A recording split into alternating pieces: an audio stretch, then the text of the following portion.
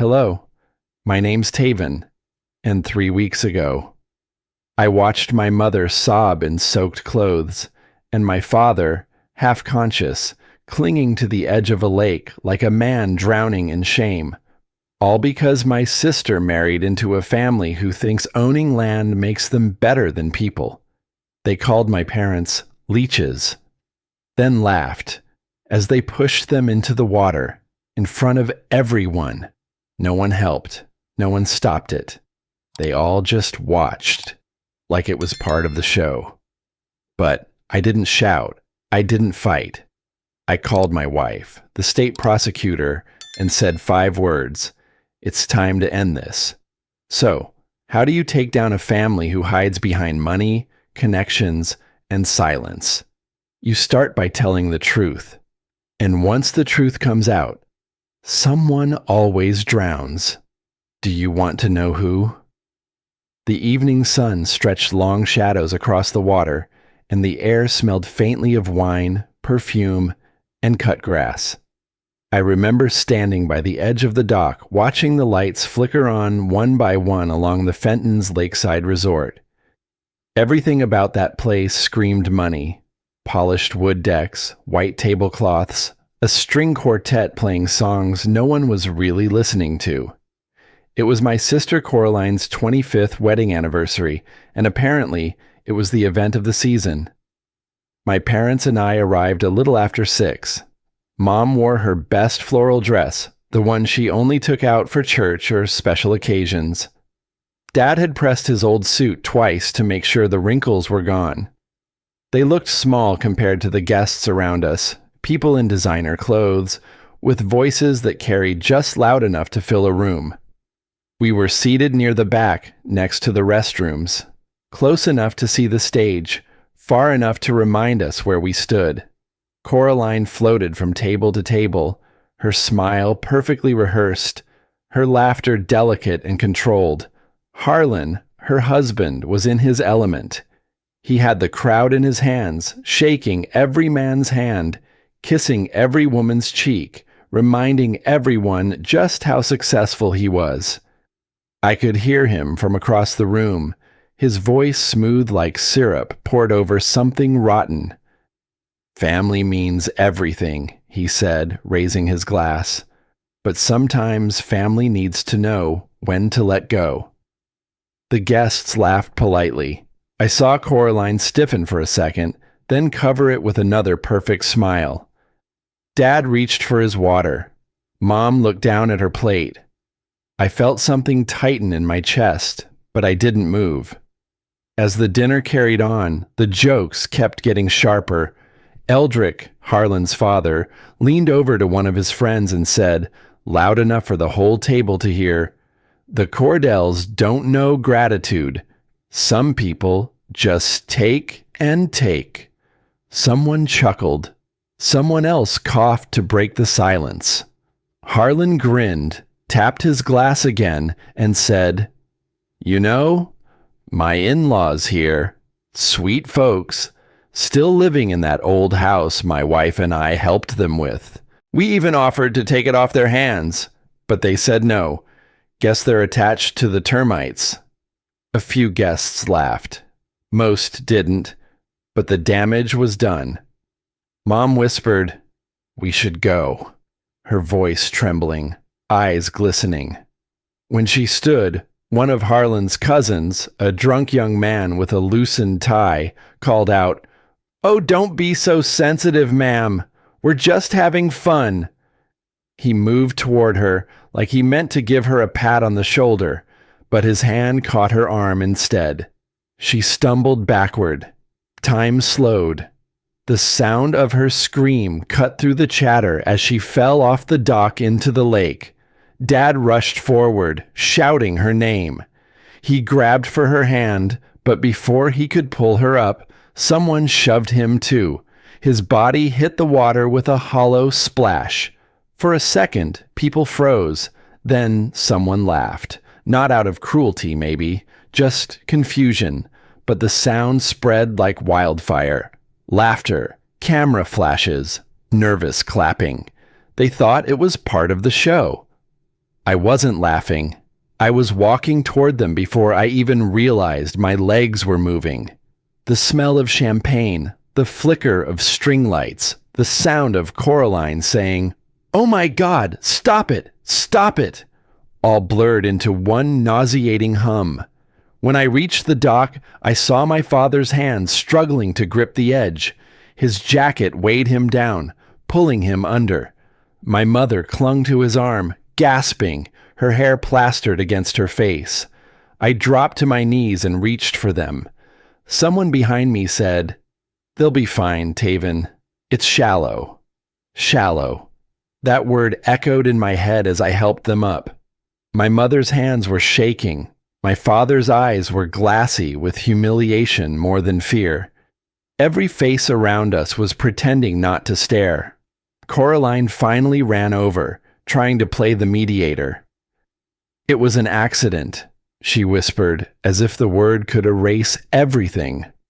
I looked at her, then at Harlan, standing with a smirk he didn't bother hiding. "An accident?" I asked, my voice calm but hollow. He raised his glass slightly. "You can't blame people for having a little fun, Taven. Don't make this bigger than it is." I stood there for a long second, the night air cold against my face. My parents were dripping wet, trembling, holding on to each other like they just survived something much deeper than water. In that silence, something inside me shifted. I reached into my pocket, took out my phone, and scrolled to Era's name. She answered on the second ring. Her voice was calm. "Are you there?" "I'm here," I said quietly, watching Harlan sip his drink. "What happened?" "It's time." I ended the call. Behind me, the party music started again, awkward and forced. Laughter resumed like someone had pressed play on a broken record. But for me, everything stopped. That was the night I stopped being silent. The laughter had died down, but the echo of it still rang in my ears. The lake behind the Fenton estate was quiet now, the water smooth again, as if nothing had happened. The lights reflected on the surface like a lie that refused to sink. My parents sat wrapped in borrowed towels, their faces pale and tired. I'd covered them with a couple of blankets from my car, though it didn't stop the shivering, part cold, part humiliation. Mom kept whispering to Dad, "It's all right. We'll go home soon," the way she used to talk to me when I was a kid and fell off my bike. But this wasn't a scrape on the knee. This was something that wouldn't fade. The crunch of tires on gravel broke the silence. Headlights swung across the lawn, and a police cruiser pulled up. Era stepped out first. Even from a distance, she looked composed. Black slacks, blazer, hair pulled tight, every step deliberate. Her heels sank into the damp ground as she came toward us. She didn't say, "What happened?" She didn't need to. Her eyes took it all in. The crowd trying to pretend the night was normal again. The wet towels, my mother's trembling hands, Harlan lighting a cigar like nothing had gone wrong. "Where are they?" she asked softly. I nodded toward my parents. "They're cold. That's all they'll say." Before I could say more, another door slammed. Officer Torrin stepped out of the cruiser, adjusting his belt and nodding toward the Fentons like he was arriving for a barbecue. "Evening, folks," he said. "Heard we had a little misunderstanding." Era's gaze sharpened. "A misunderstanding doesn't put two seniors in the lake, officer." He chuckled lightly, glancing at Eldrick Fenton, who stood just behind him. "You know how parties go. People have a drink, jokes get out of hand. I'm sure no one meant any harm." "No one meant harm?" Era repeated, her tone slicing through the air. "Tell that to their soaked clothes and the bruises on Mr. Cordell's hands." Torrin looked uncomfortable for half a second, then straightened up. "Let's not escalate this. I'll file a short report. Everyone can go home.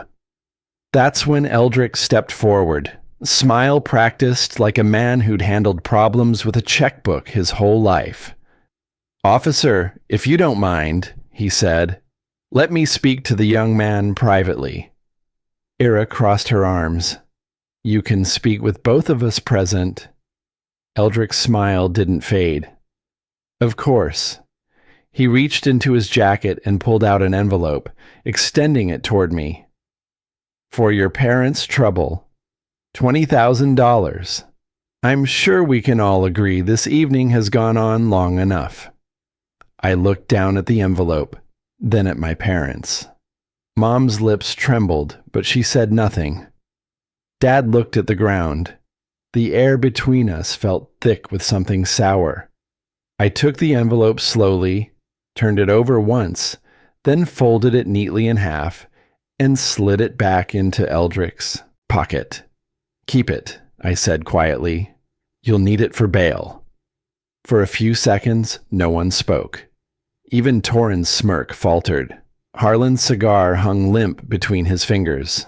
Era didn't smile, but I caught the faintest flicker in her eyes. Approval. Eldrick's voice dropped an octave. "You're making a mistake, son. This can be handled quietly. You don't want to drag your family name through the mud." I looked him straight in the eye. "You already did." Torrin cleared his throat. "All right, enough. Everyone go home. No one's pressing charges, right?" Era stepped closer until she was nearly chest to chest with him. "I will," she said, "on behalf of the victims."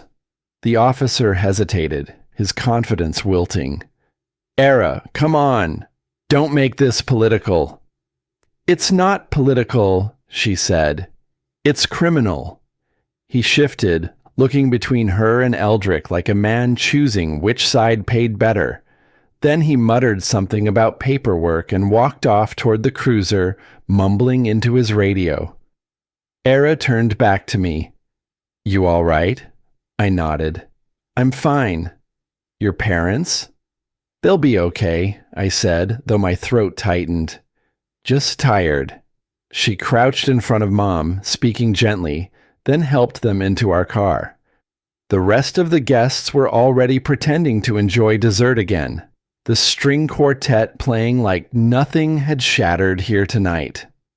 As I drove away, I could still see the reflection of the estate lights in the rearview mirror. Too bright, too fake.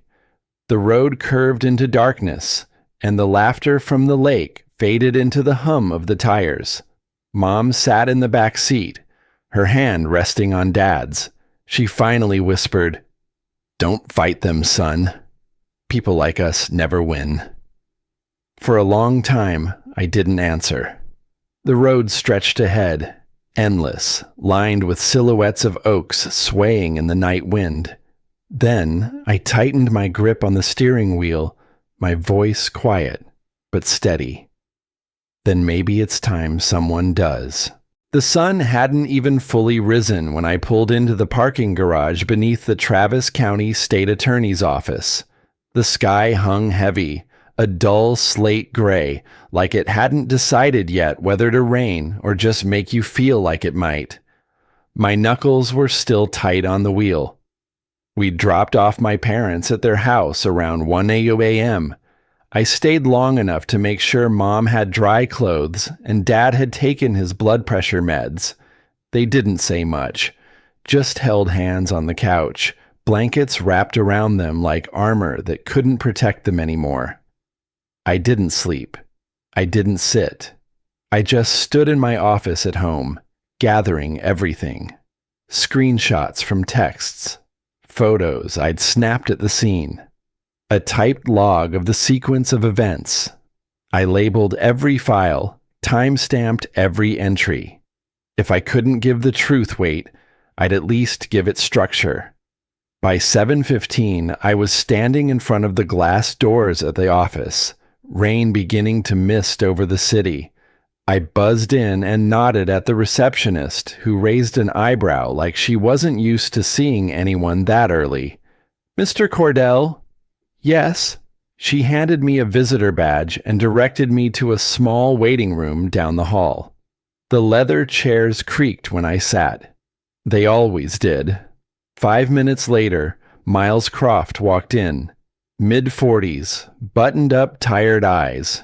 Era had warned me he might be the one handling my statement. They'd worked together years ago. Said he was decent, but practical. The kind of man who didn't raise his voice, but didn't shake a tree unless he knew what was going to fall out. He closed the door behind him, took a seat across from me, and tapped his pen on a yellow legal pad. "You sure you want to do this, Tavin?" he asked, eyes narrowed with something that looked a lot like pity. "This isn't just about pressing charges. It's about taking on a family that could buy this building twice over." I slid the folder across the table. "I'm not here for advice, Miles. I'm here to file." He looked at the folder, then back at me. "All right." He opened it and started reading, his pen still tapping out a rhythm that told me he wasn't thrilled. It took an hour. Statement, follow-up questions, timelines. I answered everything clearly. No flair, no emotion. If they wanted facts, I gave them nothing but. At the end, he stood and said, "Give me a few." He carried the folder out of the room. I waited. Watched the minute hand creep. Tried not to text Era, who'd said she'd stay out of it to keep things clean. 26 minutes later, Miles came back in, eyes darker than before. He didn't sit, just leaned against the doorway. "The security footage from the Fenton property?" he said. "Gone." My jaw clenched. "Gone how?" "System failure," he muttered. "Power surge, apparently. They said the cameras were offline during the whole incident. Nothing recorded." I stared at him. He looked away. "They were working when I got there," I said. "They had motion lights, recorded sound, full perimeter coverage." "I know," he said, "but that's the report on file." Of course it was. I rubbed my temples. "So what now?" He hesitated. "We're going to have to classify this under domestic familial dispute. Legally, unless we have third-party corroboration or evidence of criminal intent, it doesn't fall under prosecutable assault. It's technically a civil matter." "That wasn't a family joke," I snapped. "That was humiliation. That was assault." Miles held up a hand. "I get it. I do. But this is how the system works when you're up against money and no footage." I wanted to flip the table, but I didn't. I just nodded. "Thanks," I said, and stood. Out in the lobby, Mom and Dad sat silently. Mom was twisting a tissue in her hands. Dad was staring through the floor like it might crack open and swallow him. I sat between them and handed over the notice. Mom read every word, lips moving silently. Dad read none of it, just took the paper, crushed it in his palm, and dropped it in the wastebasket beside him. "They erased us," he said quietly, "like we never even mattered." That broke something in me. We drove home without music. No one said a word. That night, after I helped them settle in again, I drove back to my office, locked the door, and sat at my desk. I opened my laptop, clicked into a folder I hadn't touched in 2 years. I named the new one Fenton. Inside it, I began building. Names, dates, transactions I remembered, loans that had quietly disappeared, property deals linked to shell companies, a cousin who suddenly stopped talking to Coraline after a trust fund went missing. It wasn't a case yet, but it would be. I stared at the screen, the cursor blinking like a heartbeat.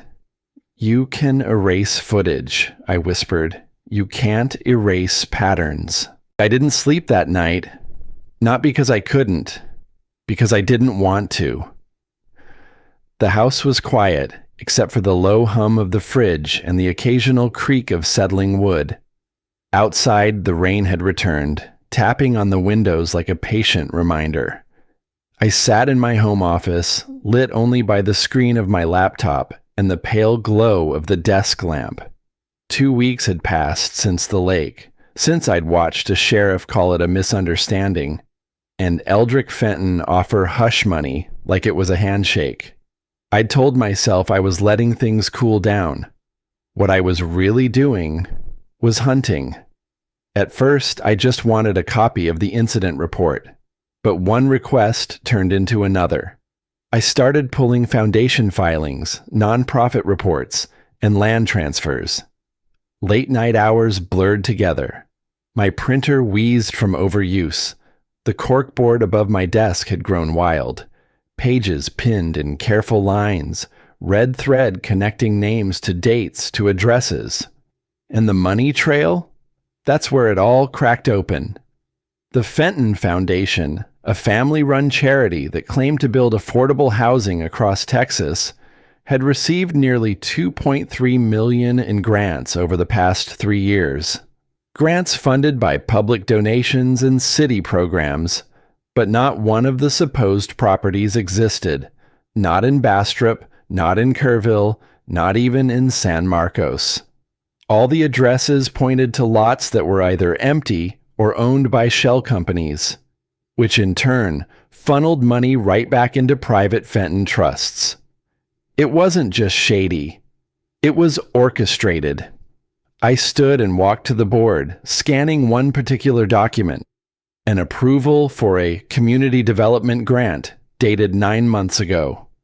Right next to it, a wire transfer to a Fenton-linked account in the Cayman Islands. The dots weren't just connecting, they were shouting. Era stepped into the room, holding 2 mugs of tea. She set one on the desk without saying anything and leaned against the door frame. "How long have you been up?" she asked. I didn't check the time. "Since 3, maybe." She took a slow sip. "Taven, I know you. When your jaw clenches like that, you're ready to run through a wall." I gave her a tired look. They buried the truth under paperwork and fake nonprofits, and no one's looking because it's just family drama. But it's fraud, Era.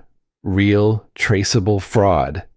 She walked closer, scanning the wall of documents.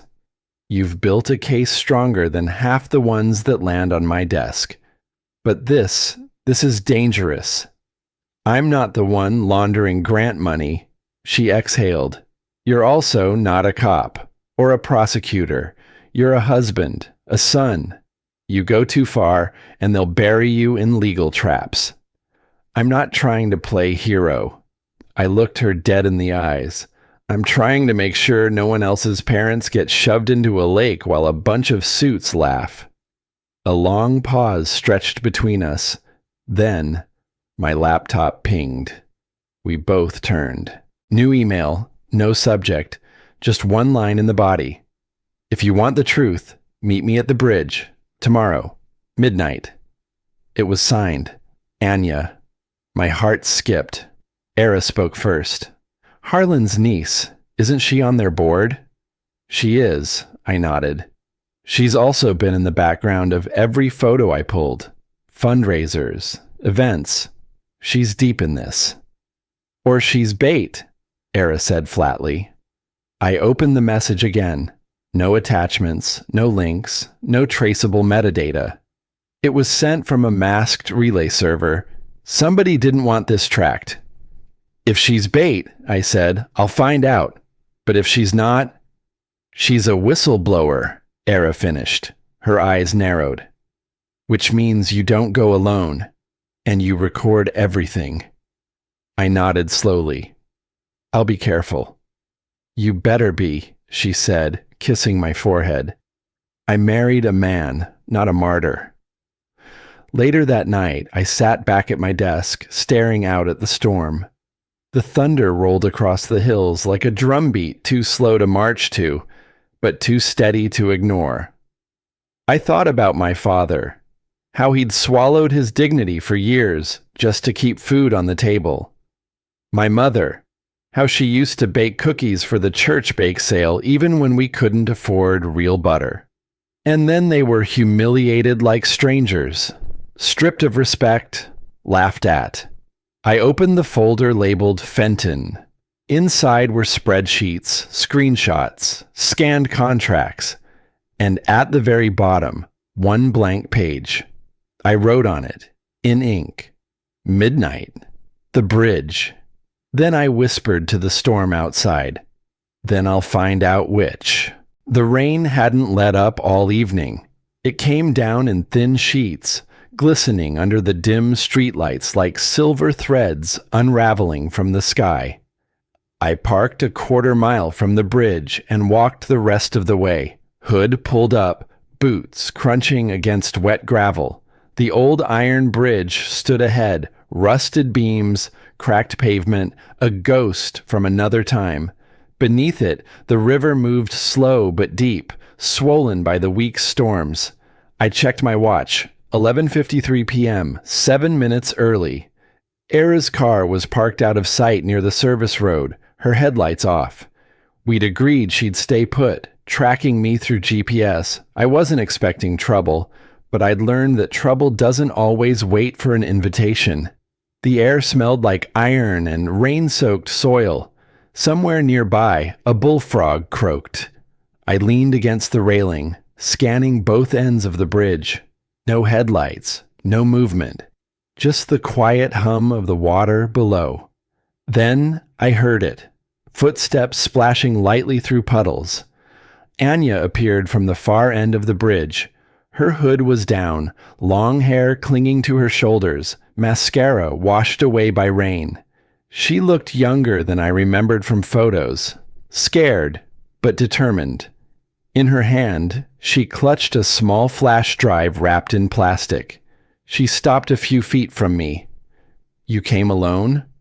"Not exactly," I said, "but close enough." Her eyes darted around before she exhaled. "I don't have much time." "You said you had proof." She nodded, trembling. "Recordings, conversations from before the party. They planned it, Taven. The jokes, the humiliation, all of it. Your father wasn't supposed to be part of it. It was just supposed to be your mom. Harlan thought it'd be funny if she fell in after refusing the gift transfer. They even rehearsed the speech." My stomach tightened. "You're saying it was premeditated?" "Yes, and my uncle laughed about it for days. Said your family needed to learn humility." I felt my hands curl into fists. "Why tell me this now?" "Because I can't sleep," she whispered. "Every time I close my eyes, I see her face. I tried to ignore it. I can't anymore." She held out the flash drive. "This has everything. Audio files, meeting notes, emails between my uncle and his father. They thought they could hide it behind their foundation work. Before I could reach for it, headlights burst across the bridge, bright, violent, blinding. A black SUV skidded to a stop, tires hissing on the wet asphalt. "Get down!" I shouted. Anya froze, eyes wide. The driver's door flew open, and two men stepped out, both tall, both in dark coats. One of them shouted over the rain, "Give us the drive, and no one gets hurt." Ira's voice crackled faintly through my earpiece. "Taven, 2 hostels, back entrance. Do not engage." I stepped forward, blocking Anya with my body. "You don't want to do this." "Last warning," one of them barked. His hand went to his coat. "Go," I hissed to Anya. "Run!" She turned to move, but her shoes slipped on the slick bridge. The flash drive flew from her hand, bounced once, twice, and slid under the railing. I lunged for it, knees hitting wet concrete. My fingers brushed the edge just as a passing gust carried it over. We both watched as it fell, spinning end over end, before vanishing into the black water below. "No," Anya's voice cracked, breaking into a sob. The men froze, realizing what had happened. The taller one swore under his breath. The other grabbed his arm. "Let's go! Now!" They ran back to the SUV, tires screeching as it tore away into the night. Moments later, a distant siren wailed. The signal Era had triggered, but it was too late. The bridge was empty again except for the two of us and the steady drum of rain. Anya dropped to her knees, clutching the railing. "That was everything," she cried. "It was all I had." I crouched beside her, rainwater running down my face, my clothes heavy and cold. I looked out over the dark river, where ripples spread from where the flash drive had disappeared. "No," I said quietly. "It's just the beginning." She looked at me through the rain, confusion mixing with fear. "They wanted to erase it," I continued, "but they just told us how deep this goes. If they're this scared, it means there's more." Era's headlights appeared at the far end of the bridge, cutting through the fog as she stepped out, calling my name. I helped Anya to her feet, guiding her toward the light. Behind us, the river kept moving, steady, indifferent, swallowing secrets one by one. I barely slept the next night. Even in silence, my mind kept pacing. That flash drive was gone, but what it represented, the rot beneath the smiles, the truth hidden under wealth and reputation, it was still there, floating just below the surface, like everything else the Fentons tried to bury. 2 days passed. By the second morning, I found myself back where it all started. The lake. Dawn was breaking slowly. The air had that damp, heavy stillness only early morning brings. Mist hovered low over the water, like breath waiting to be exhaled. I parked near the Cordell property line, stepped out, and pulled my jacket tighter. My boots sank into the mud as I made my way toward the old dock. It still hadn't been repaired. The boards that broke that night were left split and stained. No one had dared touch them, not out of neglect, but out of grief. Like a wound no one wanted stitched because the scar might become easier to ignore. I stood at the edge, watching faint ripples push toward the shore. This was the spot. My mother's scream still echoed in my ears when I let my thoughts wander. My father's wet jacket, heavy on his shoulders. His silence, deeper than any lake. Something caught the light in the shallows. I crouched down. Between the reeds and broken wood, a faint shimmer beneath the water. I reached in slowly. The cold stung my fingers, but I kept reaching. Then metal. Thin. Rigid. I pulled out a jagged piece of plastic and metal casing, scratched but intact. I turned it in my hand. It was the outer shell of a flash drive, burned around the edge, but still sealed. I didn't say a word. I just stood there for a moment, the weight of it pressing harder in my palm than I expected. Then I headed back to the car. By mid-morning, I was in our home office, soaked dry on a towel beside my laptop. Era came in, coffee in hand, eyes sharper than the caffeine could explain. She didn't ask what I found, just set the mug down and rolled up her sleeves. Together, we worked in silence. Her fingers flew across the keyboard as she opened recovery software, external readers, protective converters. I watched her, methodical, efficient, but I could tell her breath caught the same as mine when the file loaded. It was corrupted, but not beyond salvage. A 2-minute audio file.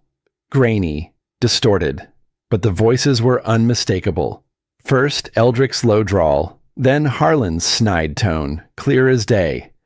"Let them sit by the restrooms again. They won't complain. They never do. They'll just smile and take it, like always." A pause, laughter. Then Harlan again, this time louder. "We'll call them leeches. Maybe we'll accidentally push one in. That'll teach them about property rights, huh?" Era's face tightened. She took a deep breath and slowly covered her mouth. "You just got probable cause," she said. Before I could reply, a knock rang out from the front door. 3 short, controlled taps. I knew that rhythm. "Officer Torin." I opened the door to find him standing there in uniform, clean-shaven, polite as ever. But something in his eyes had changed. Or maybe I was just seeing it for the first time. "You got a minute?" he asked, not waiting for an answer before stepping inside. Era stood behind me, arms folded. Torin didn't sit. He just stood in the entryway, eyes scanning the living room like it was his own. "I came as a courtesy," he started. "Word is, you've been asking around, digging into things better left buried." I didn't blink. "I'm asking for justice. If that makes people uncomfortable, maybe they should reconsider their comfort." He tilted his head slightly. "Look, I get it. You're upset. You've got family pride. But there are lines, Taven. And the people you're poking, they don't play fair. They don't lose." Era stepped forward. "Are you here to threaten us, officer?" He glanced at her, tone still level. "I'm here to remind you both how things work in this town. This isn't Austin politics. It's Fenton country out here." I nodded once, calm.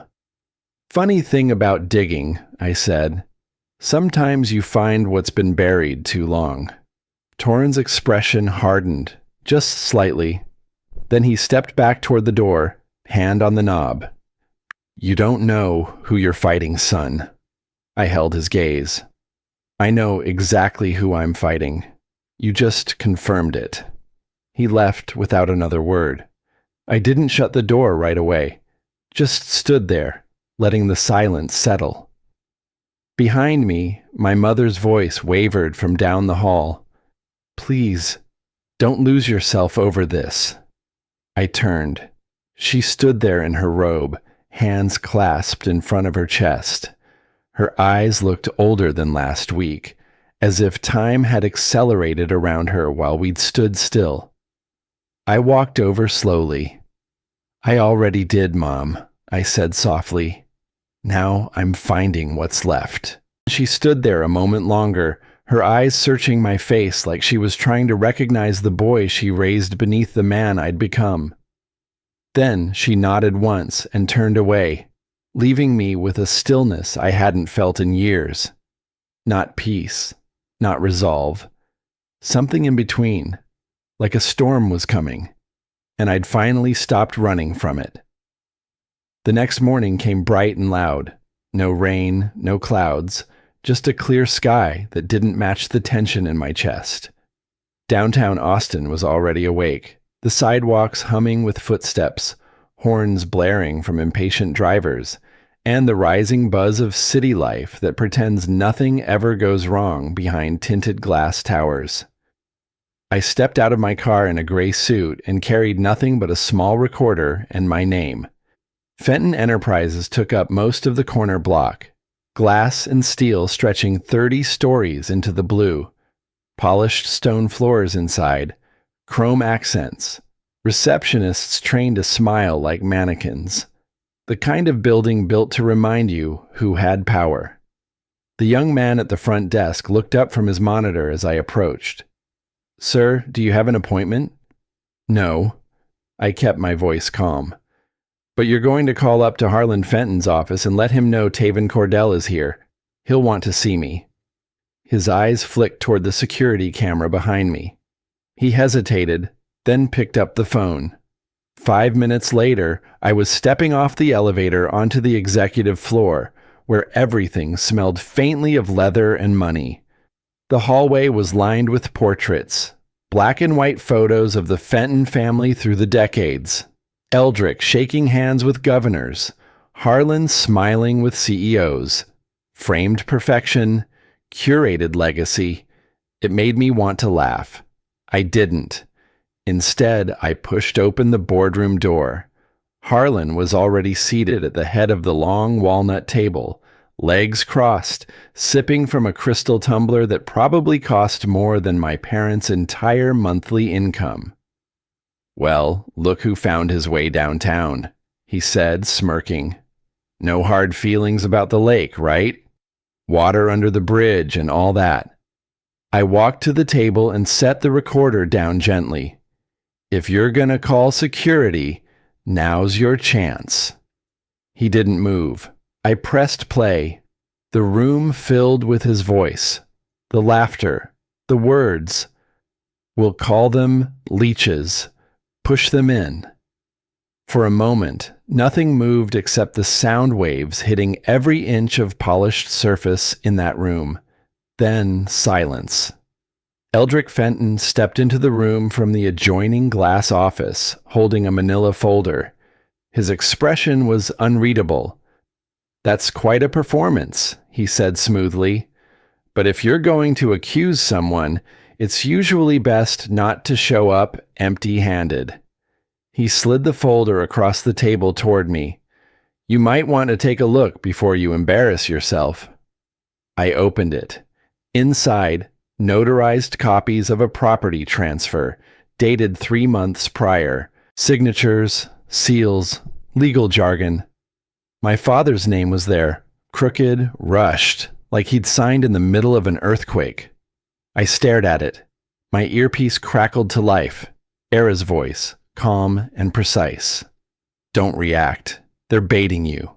The seal's fake. The notary number belongs to a real estate agent in Galveston. Keep them talking." I looked up at Eldrick. "So this is the play," I said, voice even. "You fabricate a deed to make it look like my parents gave up their home willingly. You think the county clerk won't catch the mismatched stamp?" Eldrick's expression didn't change, but Harlan's foot tapped once under the table. "You think you're clever, boy?" Eldrick asked, stepping closer. "You come in here swinging your little recorder, but you don't understand the game you've walked into. We don't lose." "I'm not here to win," I said. "I'm here to make sure the next family you humiliate knows what you are." From the corner, a figure stepped in. Miles Croft, state attorney investigator. His presence wasn't announced. His badge wasn't visible. But his eyes met mine and gave the smallest nod. I picked up the recorder and stood tall. "I've submitted the original audio to the state office," I said to both of them, "with a chain of custody affidavit and a transcript. Any sudden moves to discredit me or my parents will be viewed as obstruction. That's a felony." Security stepped in at that moment. 2 suited men, eyes blank, shoulders wide. "Mr. Fenton would like you to leave," one of them said, hand hovering near his belt. I didn't flinch. "This isn't over," Eldrick said, tone low and venomous. "No," I replied, stepping toward the exit. "It's just the part where you start losing."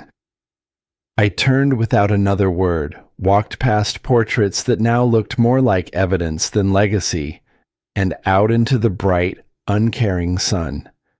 Miles followed behind a few seconds later, catching up as we crossed the lobby. "They'll circle the wagons," he said. "You know that, right? Eldrick's been doing this dance longer than you've been alive." I glanced over at him. "Then maybe it's time someone changed the music." He didn't smile, but he didn't argue.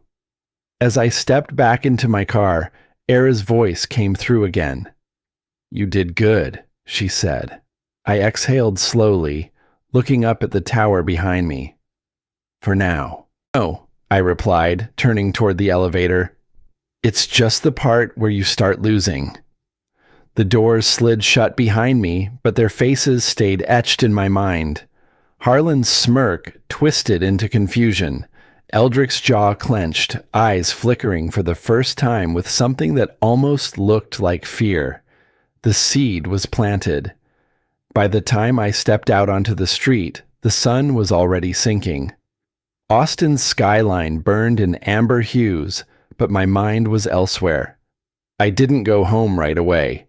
I drove for a while, no destination, just streets and turns and headlights, trying to let my heart catch up with the storm in my head. It was almost 9:30 when I finally pulled into our driveway. Era's car was already there, porch light on, the kind of quiet that felt too still. I pushed open the front door, and the scent of her chamomile tea greeted me, calming, grounded. She was in the kitchen, laptop open, posture tense. She looked up when she heard me, but didn't speak. Just nodded slightly. I nodded back. We didn't need words.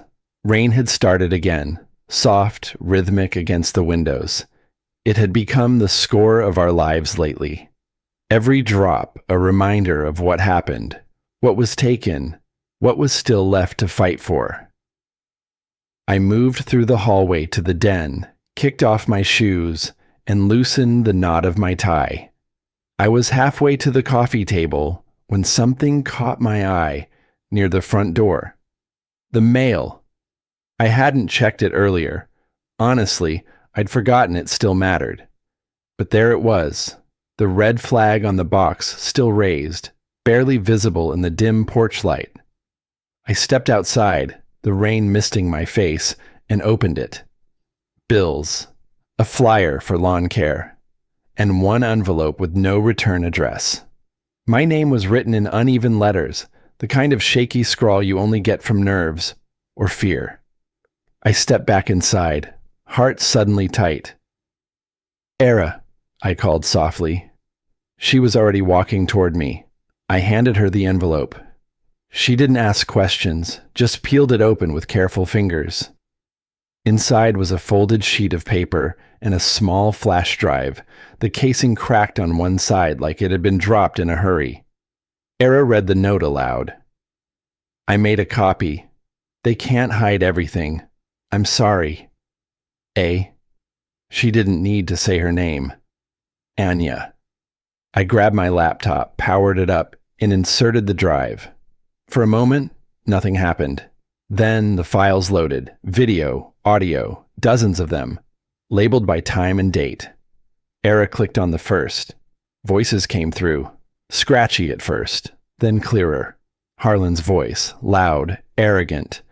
"Come on, it'll be harmless. We get a laugh, they get a bath. Win-win." Laughter followed. Eldrick's, deep and measured. "Just make sure it's only the mother. The father's more volatile."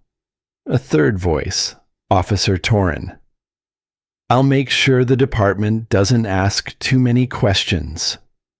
My jaw locked. Era covered her mouth with her hand, eyes wide. "You've got them," she whispered.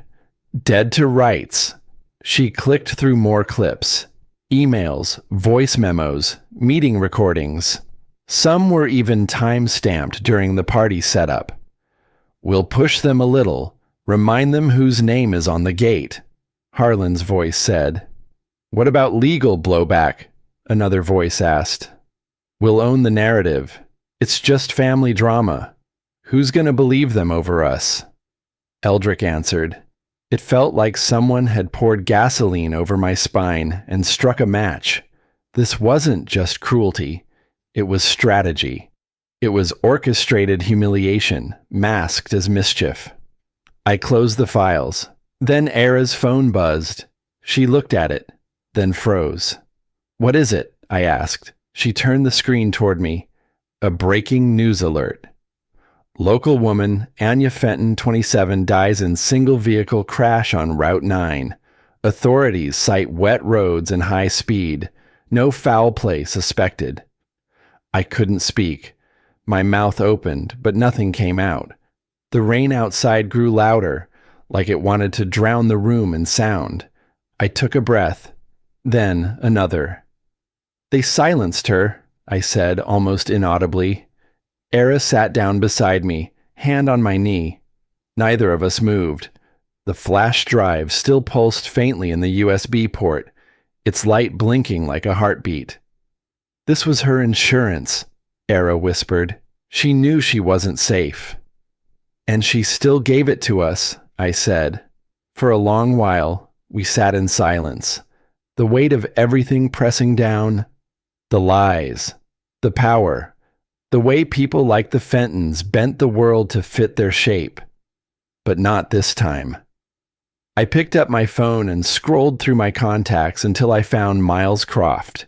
He answered on the second ring. "You got something?" "Yeah," I said, staring at the flash drive. "Tomorrow morning. Public release." I didn't sleep that night. Not because I was afraid, though fear was there, buried somewhere deep, but because it felt like standing on the edge of something irreversible.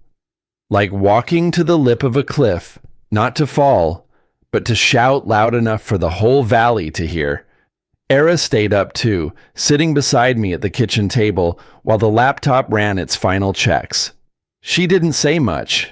She didn't have to. Her presence had become a kind of compass I didn't know I needed. Grounding, solid. Around 4:15 a.m., just as the clouds began to break after days of storms, Miles Croft texted, "Confirmed. Files sent to local and national outlets. Full drop at 6. I looked outside. The sky was turning gold. It was strange. After everything, the world had the audacity to look beautiful. By 6:30, the first headline hit my phone. Fenton family tied to coordinated humiliation, financial fraud, and police corruption. 10 minutes later, audio recordings reveal Harlan and Eldrick Fenton discussing public shaming, property disputes. Then the flood came. Local stations scrambled to get footage. National reporters showed up outside the courthouse. The city's heartbeat shifted, slower, louder, waiting. At 8:45 a.m., Era and I stepped out of the car. We were dressed simply, me in a dark blazer, her in soft gray slacks, hair pulled back. Not dramatic, not performative. We weren't there to celebrate. We were there to witness. Cameras flashed, microphones pushed close. I heard someone shout, "Mr. Cordell, how do you feel about the evidence drop?" I didn't answer. Not yet. Miles met us on the courthouse steps. He looked different in daylight, more resolute, less weary. "They'll be arraigned within the hour," he said. "You did the hard part. I'm just following through." I nodded. Inside, the mood was sharp, like the tension before a thunderclap. Reporters leaned over railings. People in the gallery whispered as we walked past. The courtroom filled quickly, but nobody made eye contact. Then they brought in Harlan. His once-pressed suit was wrinkled, his hair a little too perfect for the occasion, as if he thought this was salvageable. He saw me, but the smugness had cracked. His expression was brittle. Eldrick came next, older, slower, but his eyes still carried that cold calculation. The same look he had when he watched my father walk off his own property like a trespasser. Then Officer Torrin, cuffed, shoulders rigid, jaw tight. He didn't look at me.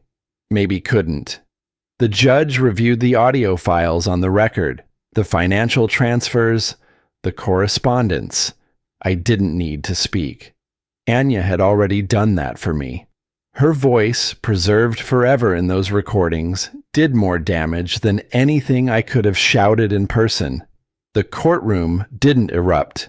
It didn't need to. It sank. Quietly. Shamefully. Afterward, as we stepped outside, the noise resumed.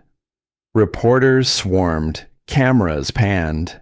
A young woman near the front called out over the crowd, "Taven, how does it feel to win?" I paused, hands at my sides. Behind the courthouse, just past the skyline, the faint outline of the lake shimmered in the morning light. The same lake where it all started. "It's not about winning," I said, voice steady. "It's about remembering who we are, even when they try to drown us." The crowd hushed. I didn't say more. Later that day, we returned to my parents' house. It was quiet inside. Still, the air smelled like lemon oil and old cedar. My father sat in his favorite recliner, flipping through a newspaper, though he hadn't turned a page in 15 minutes. My mother hovered in the kitchen, hands busy with nothing in particular. I joined them in the living room. Era sat beside me, slipping off her heels with a relieved sigh. Then my mother walked over with a tray. Coffee mugs, cream, a bowl of sugar. She set them down carefully, then reached into her apron pocket and placed something on the table beside my cup. A folded napkin. It was shaped like a leaf. She didn't say a word, just smiled. A soft, tired smile. The kind you only earn after surviving something heavy. I looked at the table. My mug had already left a small ring on the surface. I didn't wipe it away. Some marks, I said quietly, are meant to stay.